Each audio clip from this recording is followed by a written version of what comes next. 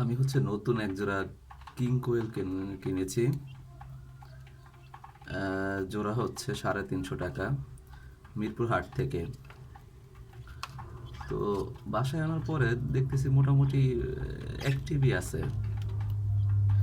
যেদিন নিয়ে আসছি ওদিন এরা খাবার টাবার খাচ্ছিল না বা পানি খাচ্ছিল না, কিন্তু এখন মোটামুটি একদম নর্মাল, তারা খাবার খাচ্ছে বা সব কিছুই ঠিক আছে। তো আমার এই সেট আপটা কি ঠিক আছে কিনা একটু জানাবেন।